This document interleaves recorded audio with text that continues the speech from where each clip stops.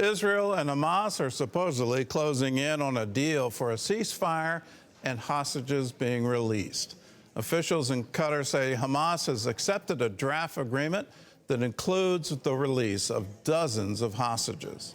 While Israeli officials agree that progress has been made, they say final details are still being worked out. Julie Stahl reports from Jerusalem. The U.S. has been positive about progress in the negotiations over the past several days. Earlier, President-elect Trump predicted a forthcoming agreement. There's been a handshake, and they're getting it finished, and maybe by the end of the week. But it has to take place.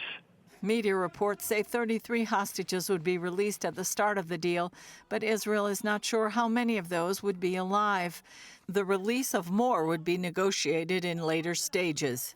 Israel wants a hostage deal. Israel is working with our American friends in order to achieve a hostage deal. This progress comes after what the Times of Israel reported as a tense meeting between Israeli Prime Minister Netanyahu and President-elect Trump's top Mideast envoy. Some hostage families and their allies have marched in Jerusalem to protest any deal that does not free all the hostages at once and in which Israel gives up hope of crushing Hamas in Gaza. President Trump did not pressure us to give in to the Hamas.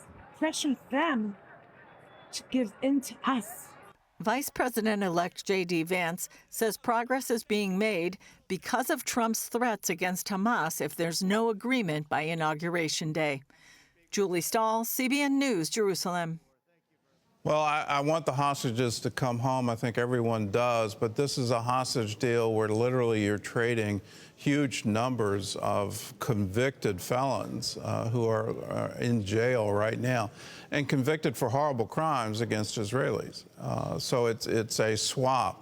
My fear is Hamas is looking for a ceasefire so that they can rebuild. And Yahya Sinwar's the leader who has been killed by Israel.